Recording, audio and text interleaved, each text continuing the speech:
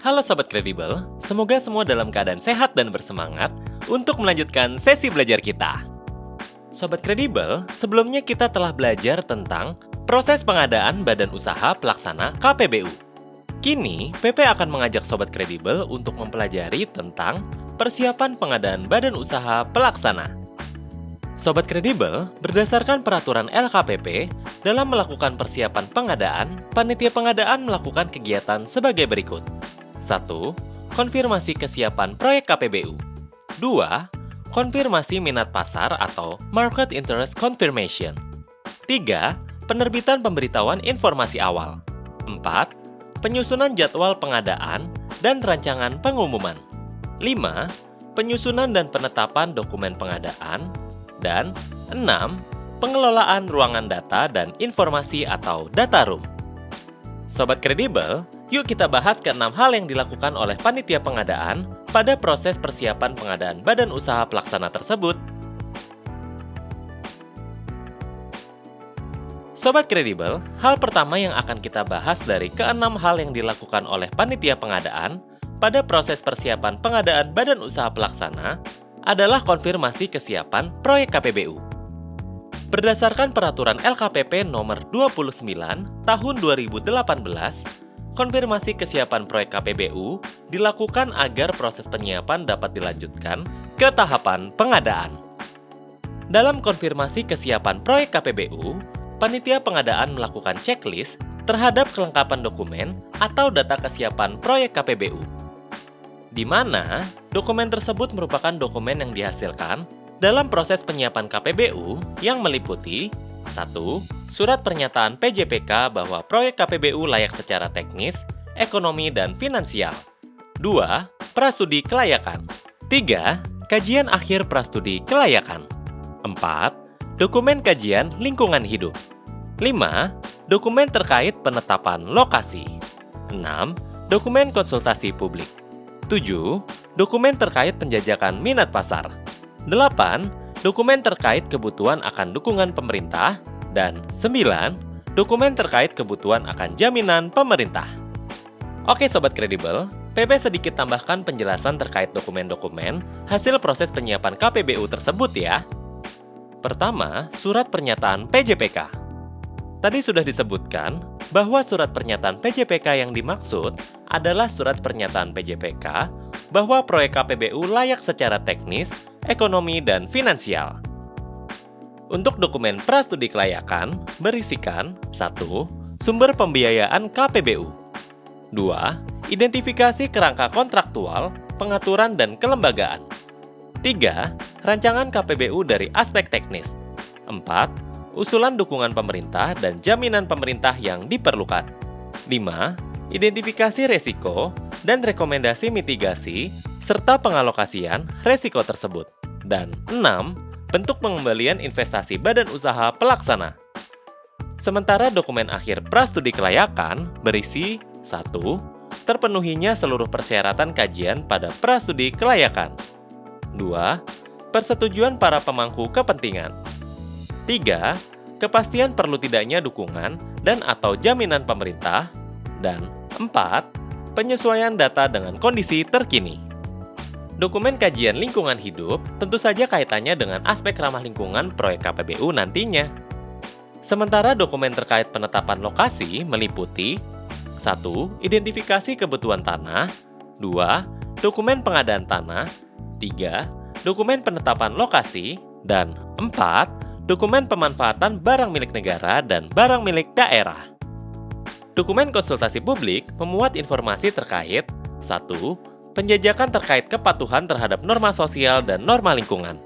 2. Masukan mengenai kebutuhan masyarakat terkait proyek KPBU. Dan 3. Memastikan kesiapan proyek KPBU.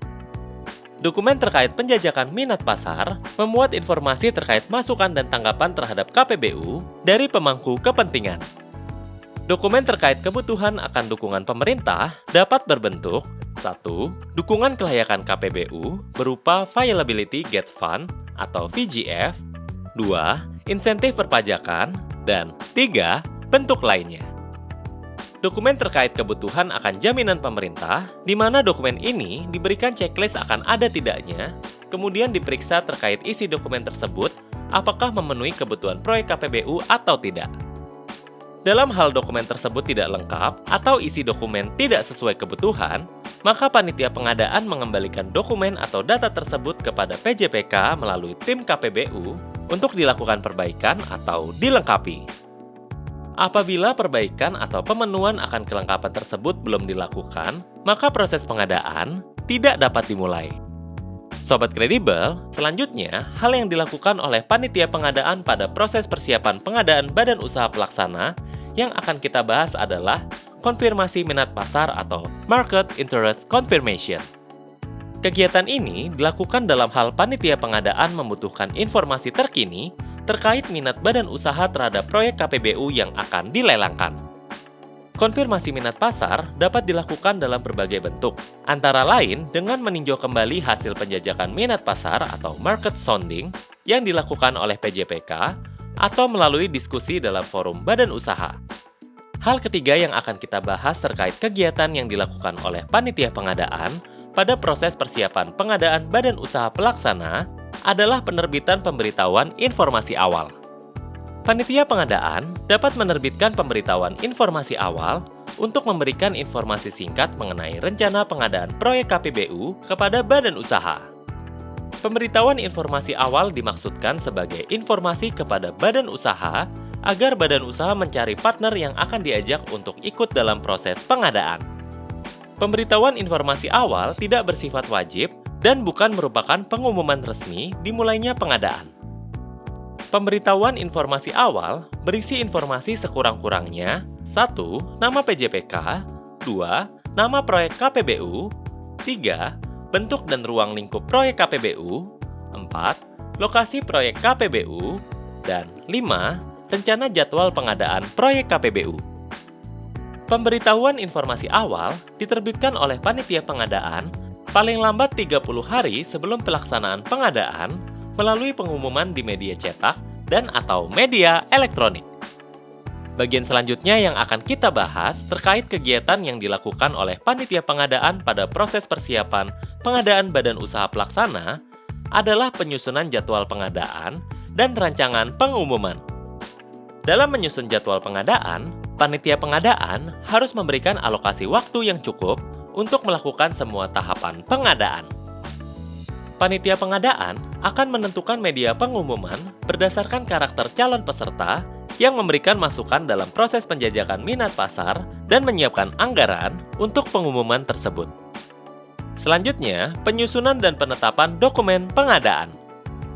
Panitia pengadaan menyusun dokumen pengadaan yang terdiri atas dokumen prakualifikasi atau Request of Qualification atau RFQ dan dokumen permintaan proposal atau Request for Proposal atau RFP.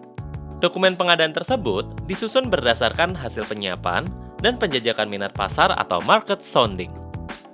Sobat Kredibel, apa saja isi dan ketentuan dokumen prakualifikasi dan dokumen permintaan proposal? Sobat Kredibel bisa lihat di infografis yang PP sediakan untuk Sobat Kredibel. Jangan lupa dipelajari ya.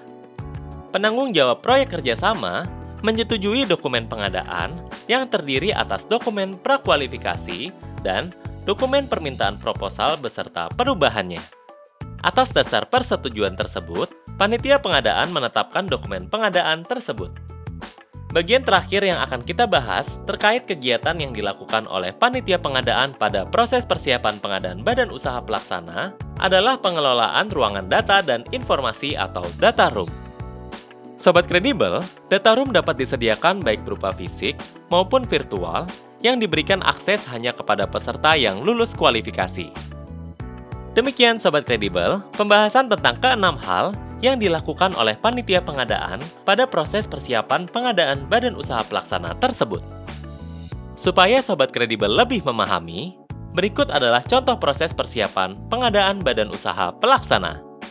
Dalam suatu proyek KPBU penerangan jalan umum, dengan mekanisme pengembalian investasi availability payment, dilakukan proses persiapan pengadaan meliputi kegiatan konfirmasi kesiapan proyek KPBU. Di dalam proyek PJU, Persetujuan DPRD menjadi krusial terhadap keberlanjutan proyek KPBU.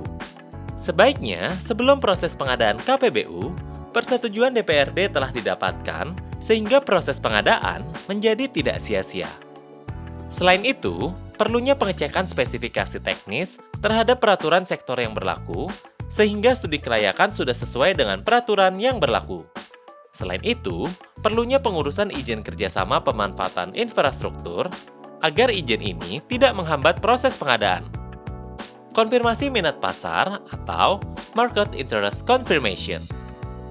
Jarak antara konsultasi pasar atau market sounding dengan proses pengadaan menjadi parameter perlu tidaknya dilakukan konfirmasi minat pasar. Penerbitan pemberitahuan informasi awal diperlukan karena belum adanya proyek KPBU PJU yang sudah berhasil ditransaksikan, sehingga calon investor dapat membentuk konsorsium. Penyusunan jadwal pengadaan dan rancangan pengumuman. Jadwal pengadaan diharapkan dapat memberikan waktu yang cukup bagi badan usaha untuk menyiapkan dokumen yang dibutuhkan, baik untuk proses prakualifikasi maupun request for proposal. Penyusunan dan penetapan dokumen pengadaan. Penyusunan dokumen pengadaan berdasarkan studi kelayakan yang telah dibuat, sehingga proses adendum dokumen pengadaan harus mempertimbangkan konsistensi dengan dokumen studi kelayakan. Pengelolaan ruangan data dan informasi atau data room. Data room dapat disediakan baik berupa fisik maupun virtual yang diberikan akses hanya kepada peserta yang lulus kualifikasi. Sebaiknya, studi kelayakan tidak diberikan pada peserta, namun rangkuman dari studi kelayakan dapat memberikan gambaran kebutuhan proyek KPBU. Demikian Sobat Kredibel, pembahasan kita tentang persiapan pengadaan badan usaha pelaksana. Selanjutnya, untuk menambah pemahaman tentang materi, yuk Sobat Kredibel kerjakan kuis berikut ini.